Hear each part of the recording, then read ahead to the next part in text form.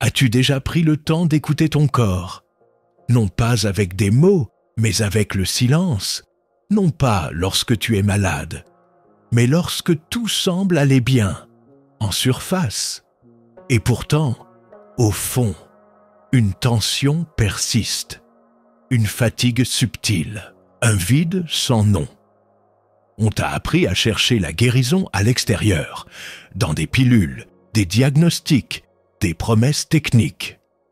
Mais si ton corps connaissait déjà le chemin du retour, et si ta douleur n'était pas un ennemi, mais un messager oublié depuis des millénaires, dans les monastères dissimulés entre les montagnes et les brumes, les moines bouddhistes pratiquent des gestes simples, des attentions sacrées, des rituels silencieux, des techniques d'auto-guérison qui éveillent les forces profondes du vivant. Aujourd'hui, ces trésors reviennent à la lumière. Et si tu regardes avec le cœur, tu pourrais te souvenir de ce que ton corps n'a jamais cessé de savoir. Dans cette vidéo, je vais te transmettre 10 techniques ancestrales d'auto-guérison, enracinées dans la sagesse bouddhiste. Des pratiques capables de transformer non seulement ta santé, mais ton regard sur la vie. Abonne-toi à cette chaîne si tu sens que quelque chose en toi est prêt à s'éveiller et reste jusqu'à la fin. Car la dernière technique contient une vérité que peu osent encore entendre. Dans le Dhammapada, il est écrit « Celui qui veille sur son esprit comme on veille sur une forteresse, celui-là trouvera la paix et pour la guérison. » Les anciens ne séparaient jamais le corps de l'esprit, ni la santé de la sagesse. Ils savaient que la maladie n'est pas une punition, mais un signal. Un souffle du vivant qui murmure « Ralentis, écoute, réaccorde-toi ». Le Bouddha, bien avant que la médecine moderne n'existe, enseignait déjà la voix intérieure du corps, ce langage subtil que l'agitation contemporaine a recouvert de bruit. Dans les monastères, on ne soigne pas seulement les plaies physiques, on soigne l'agitation mentale, l'attachement aux illusions. On soigne les blessures invisibles laissées par la peur, la colère, le rejet. Ce n'est pas que le monde moderne a oublié, c'est qu'il a appris à fuir ce qui soigne vraiment, le silence, la lenteur, la vérité nue. Nous vivons à une époque où le stress est devenu normal, où l'ego s'accroche à des identités blessées, où l'on consomme plus qu'on ne se connecte. Et pourtant, au cœur de ce tumulte, subsiste une mémoire, celle du corps-esprit, cet organisme sacré qui cherche naturellement l'équilibre, lorsque tu le laisses respirer, lorsque tu lui fais confiance. Les 10 techniques que tu vas découvrir ne sont pas de simples méthodes. Elles sont des clés pour te rappeler que tu es ton propre temple, ton propre guérisseur. La première vérité à comprendre est que tu n'as pas besoin d'ajouter quelque chose pour guérir. Tu as plutôt besoin d'enlever. Enlever ce qui bloque, ce qui fige, ce qui assombrit.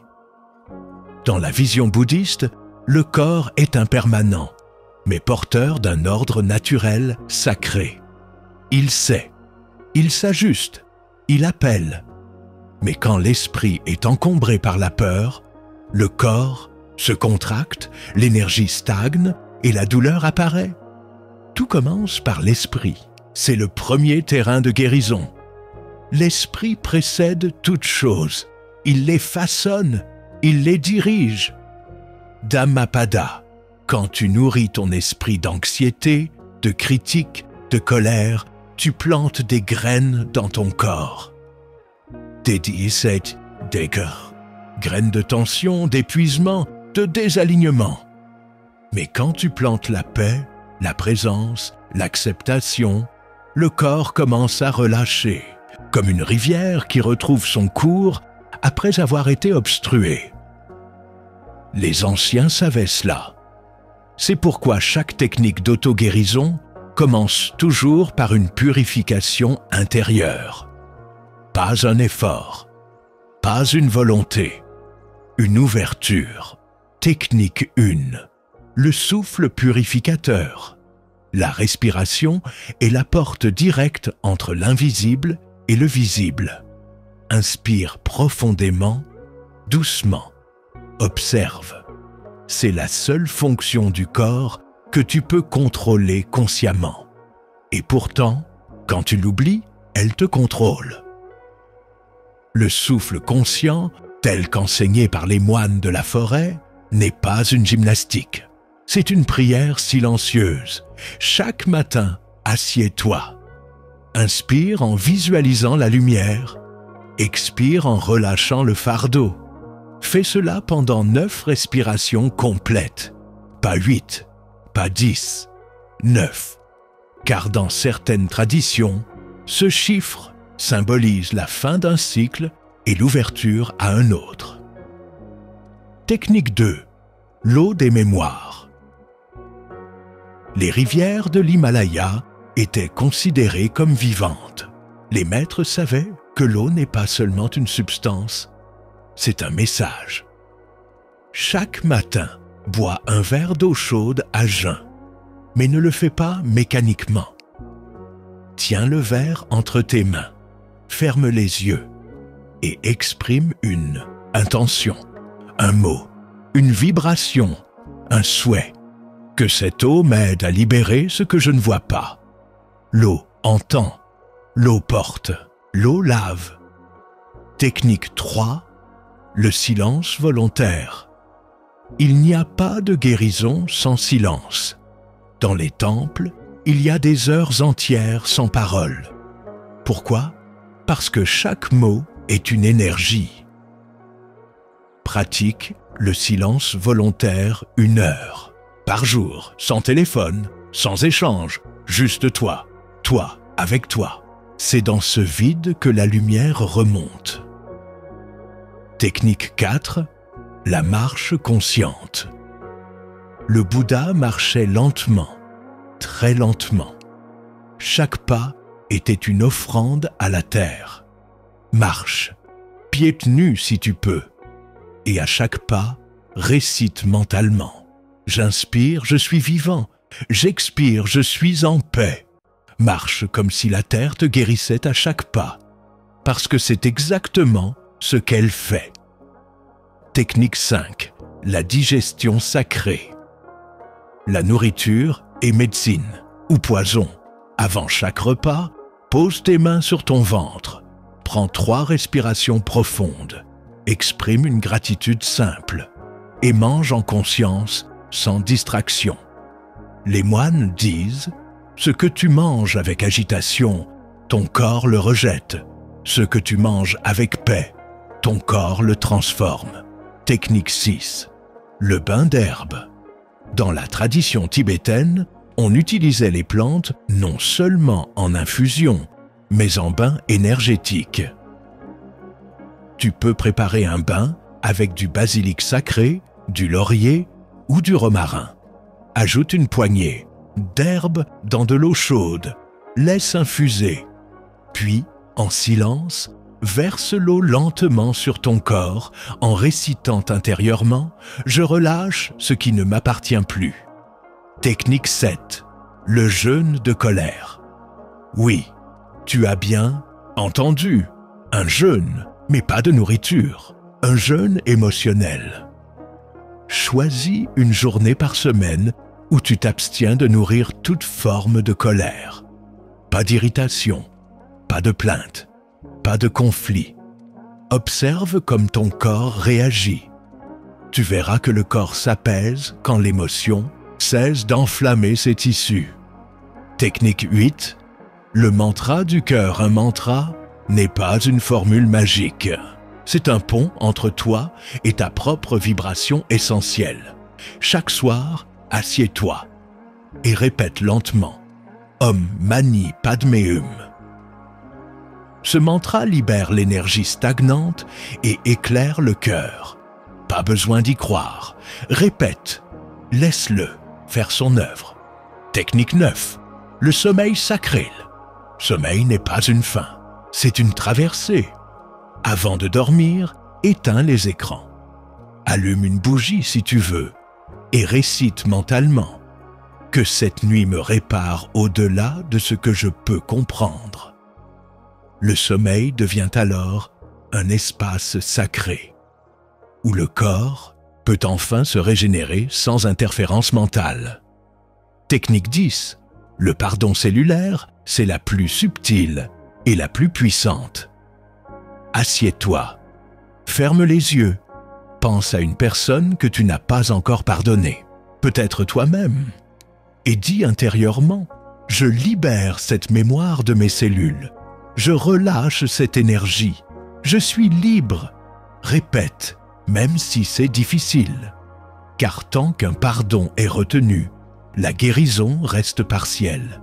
Chaque technique est simple, mais ensemble, elles deviennent un chemin, un retour à la vérité du corps, à l'intelligence du vivant, un art sacré que ton âme reconnaît, même si ton mental doute encore. La plupart des douleurs que tu ressens ne viennent pas de ton corps, elles viennent de ton attachement à ce que tu crois être. Tu dis « Je suis blessé ». Mais qui parle? Qui est ce « je » ?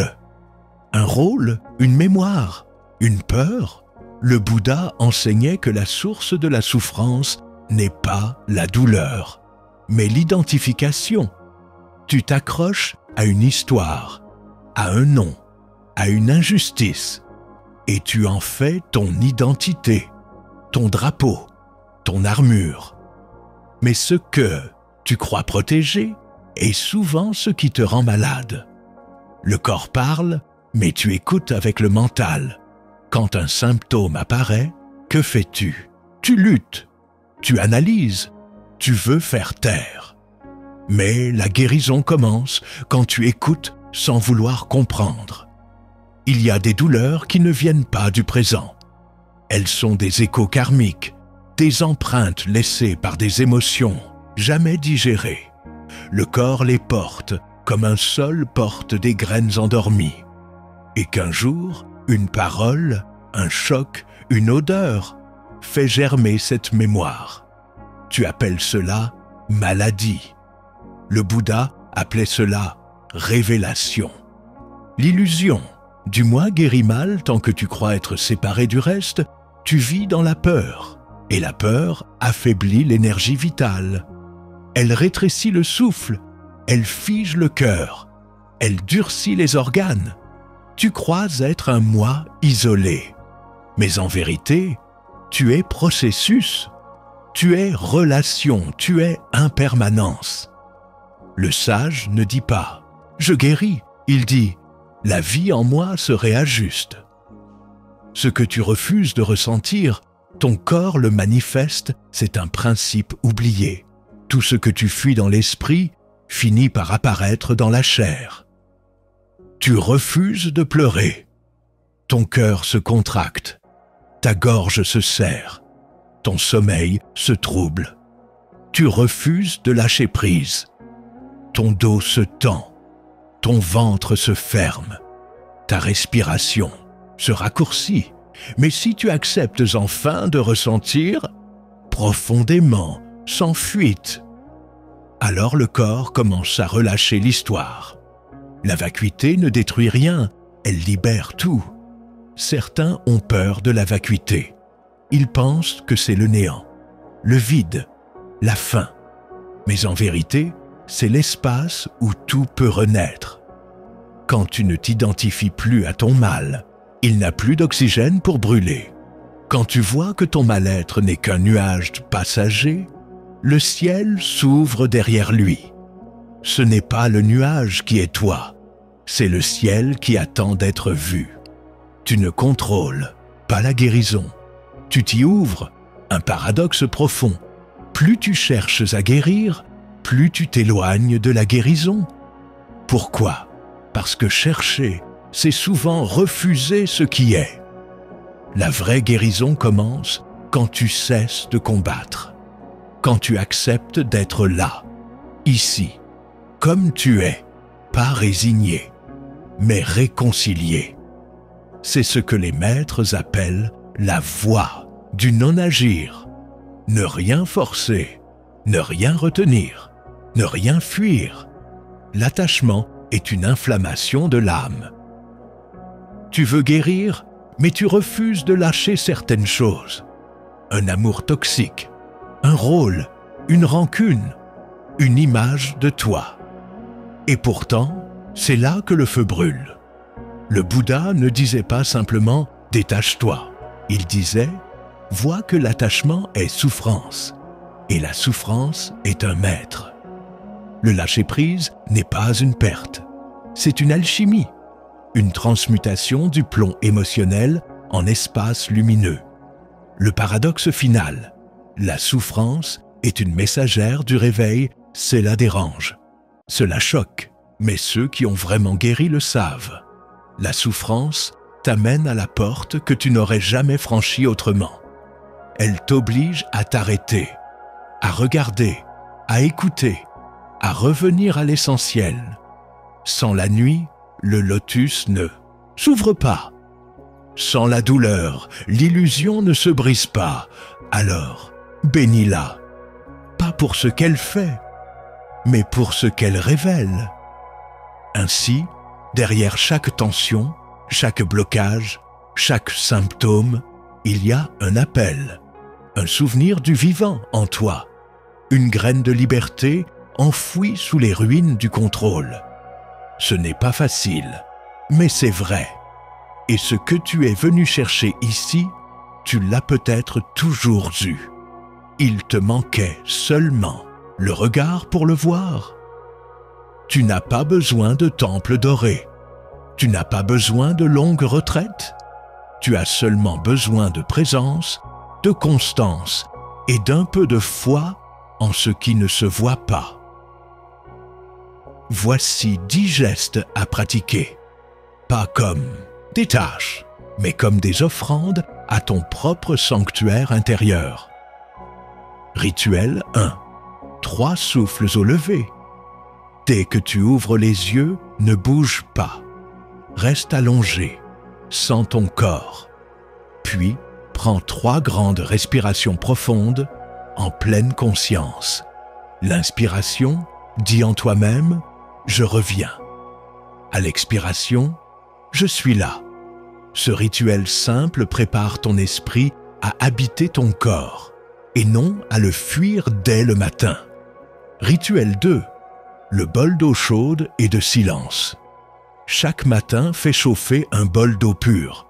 Assieds-toi. Tiens-le dans tes mains. Avant de boire, ferme les yeux. Dis une phrase simple. Que cette eau éveille ma vitalité naturelle. Puis, bois, lentement. Tu ne nourris pas seulement ton corps, tu éveilles ton feu intérieur. Rituel 3. 1 minute d'écoute corporelle. Au milieu de ta journée, arrête-toi, ferme les yeux et pose une main sur ton ventre, une autre sur ton cœur. Demande-toi, où suis-je tendu? Où ai-je oublié de respirer? Ne cherche pas à changer, juste sentir. Ce geste rétablit le lien entre l'attention et la guérison. Rituel 4. Le mantra du soir avant de dormir, répète lentement ce mantra. Je relâche, je pardonne, je guéris. Répète-le 9 fois en respirant profondément. Cela nettoie ton champ énergétique. Cela ouvre la nuit au pouvoir réparateur du silence. Respiration consciente. Le triangle d'apaisement assieds-toi. Inspire sur 4 secondes. Retiens l'air 4 secondes. Expire sur 4 secondes. Retiens poumon vide 4 secondes. Fais cela pendant 4 cycles. Ce rythme calme le système nerveux. Il invite l'énergie à circuler et prépare le corps à l'auto-guérison naturelle. Geste sacré. La main sur le cœur.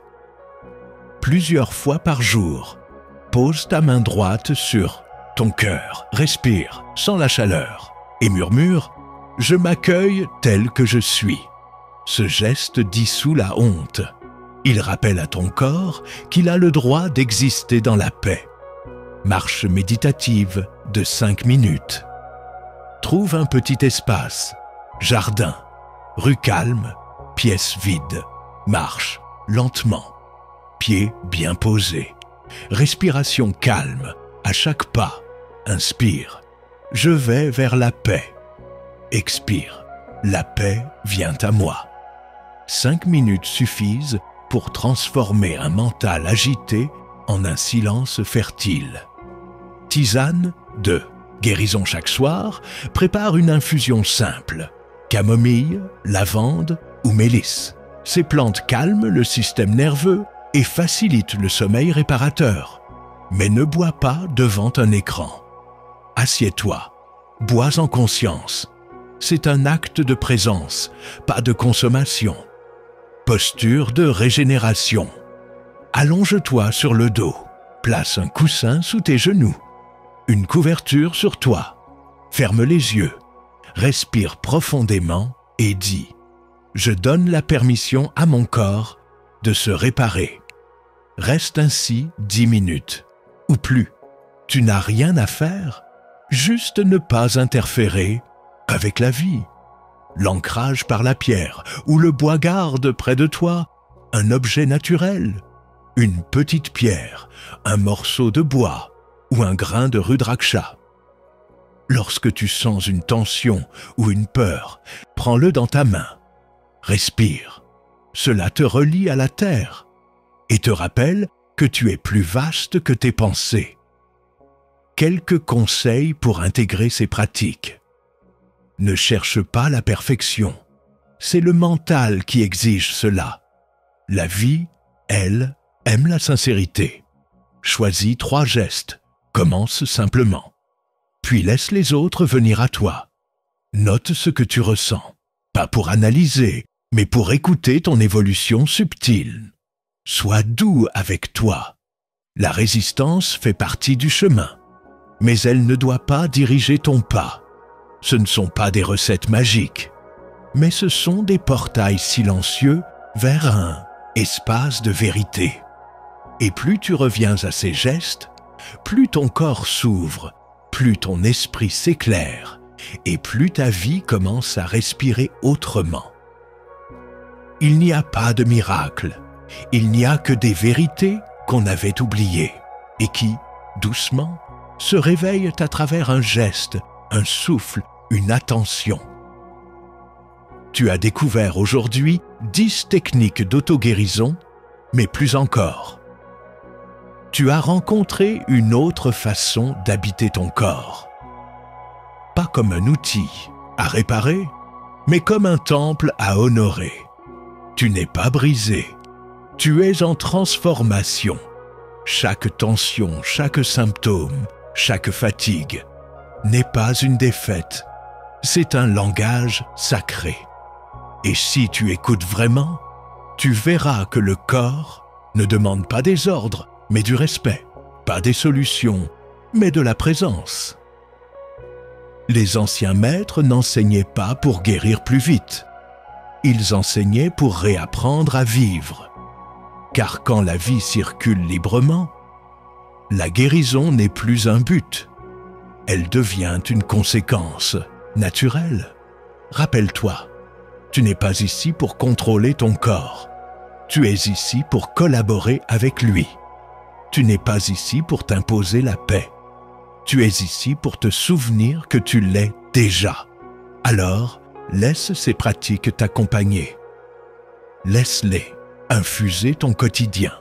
Et quand le doute reviendra, car il reviendra, reviens à un seul souffle conscient. C'est tout ce dont tu as besoin. Avant de partir, je t'invite à poser en commentaire cette phrase. Je me souviens que je suis vivant. Si elle résonne en toi, abonne-toi à cette chaîne, car d'autres vidéos viendront, non pour t'informer, mais pour t'éveiller. Et surtout, garde cette vérité comme un talisman.